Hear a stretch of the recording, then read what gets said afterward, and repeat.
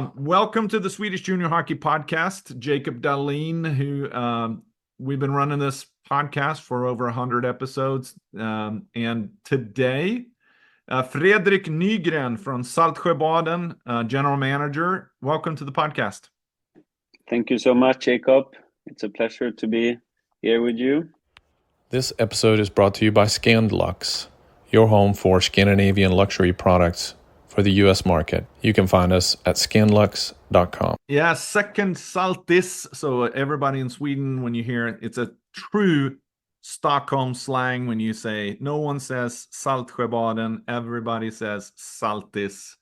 Then you know you're from Stockholm, right? Yes. So today I wanted to, you came introduced through some other people, and we've already had Kim Lindgren, who was in Saltsjobaden. I believe he may have been a strength and conditioning. He was head coach for our U18 team. Okay, head coach. I couldn't remember. That was early on in the recordings, and so on. But main reason for having you on is really to talk about, and we'll get there eventually, but talking about being a general manager of a small organization. What does it mean? How much what does it take to build a club? You've done that, and you worked in Täby, a bigger organization, and how do you take your experiences and trying to do it again, or how do you, what are the goals there? So, but let's start off, give a little background for those who don't know. Who is Fredrik Nygren? Yes, thank you.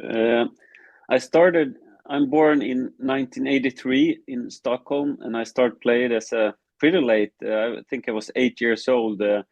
When I played hockey, all my friends started a little earlier. None in my family ever played hockey. It was a new sport for my family.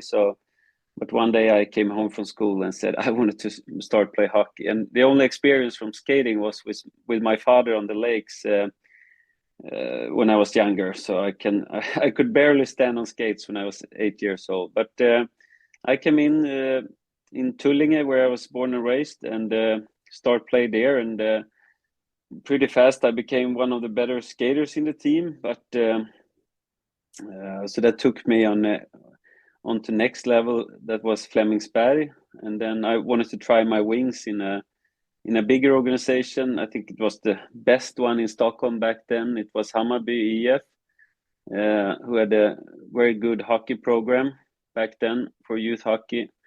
I played there for around 1 year and figured out that that was not for me really, but so I went to another organization in South Stockholm in Salem and played junior hockey, and I also did my first games in A-laget, is the adult level. Yeah, the men's it was team. a third. Yeah, the men's team, exactly. It was a third league in Sweden, so it was a pretty high level. I was 17 when I came up there, and it was a lot to see and learn. And the coach thought that I need some more experience from the men's hockey, so I went back to Flemingsberg, where I had been earlier. In Flemingsberg, I played for like 2 years and did pretty good, but I had some problem with my groin.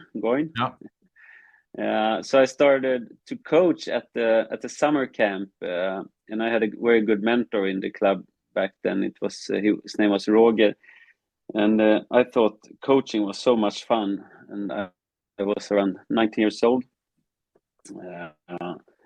and I started coach on the summer camp, and then I asked Roger if I could continue coach after this. So I started in first team was Flemingsberg 91s.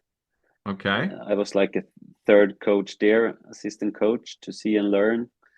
And after 2 years, I took over the 94 team, and I had a blast. It was so much fun, and I think the best player from that team is Jesper Pettersson. He played in SHL now for many years. What age? So and what age players was that at the time?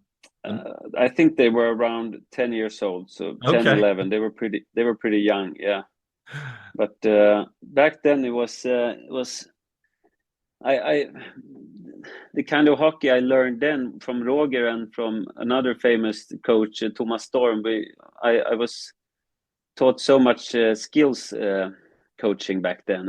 I mean, I built up my coaching style after them a lot. So it was a lot about skating and stick handling and all about individual skills. So that was like my coaching, where I started up with coaching. But then after 3 years as a coach there, Stocksund, now it's called SDE in North Stockholm.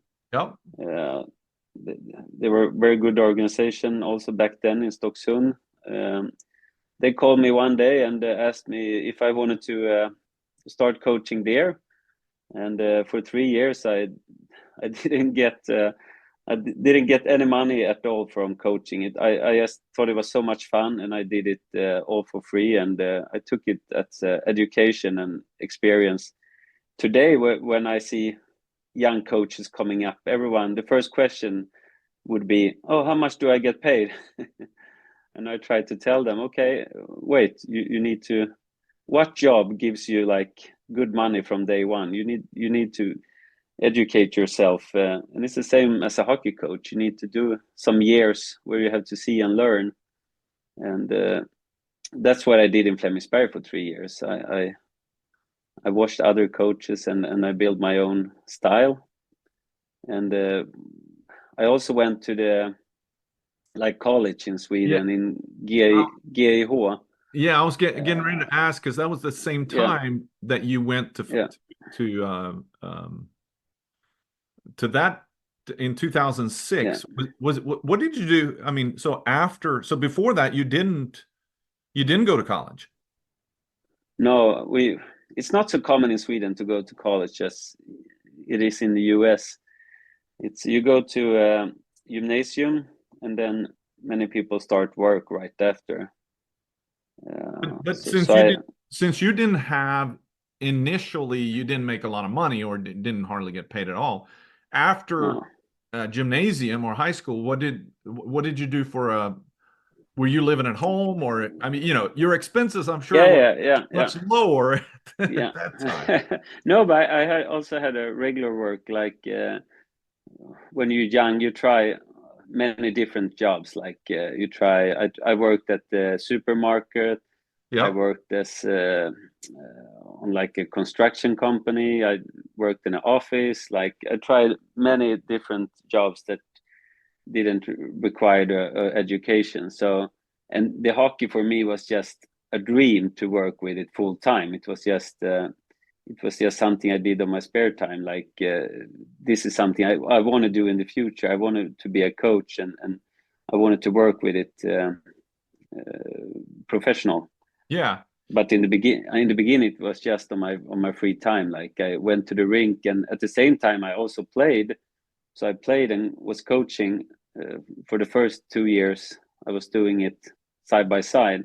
Yep. But then I was thinking, like, the coaching is so much more fun than playing right now. So that's when I stepped over more and more to coach. Was it bad for you? So you were 23 or so when you started university. I was, yeah, exactly, yeah. Yeah, but did you see that as a disadvantage or an advantage for starting not right after high school or a gymnasium? I mean, I think it was good for me, because during the first years after gymnasium, I could try some different like jobs and see what I wanted to do. And what you didn't want to do. Yeah, exactly.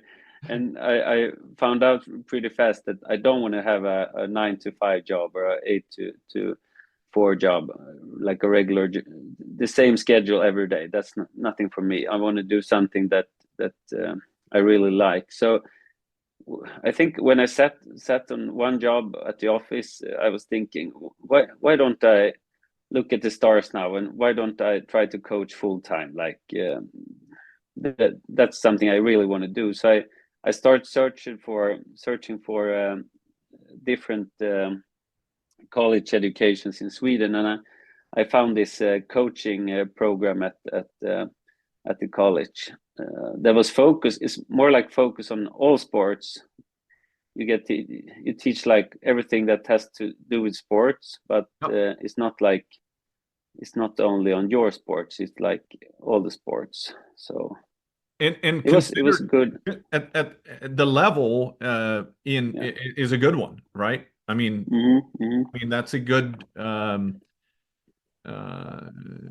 a good path to go, whether you go into coaching or you go into kind of as a from a teacher's perspective as well, right? You can be a teacher. You know, it's weird. When I was growing up in Sweden, being a athletic teacher, a PE, physical education.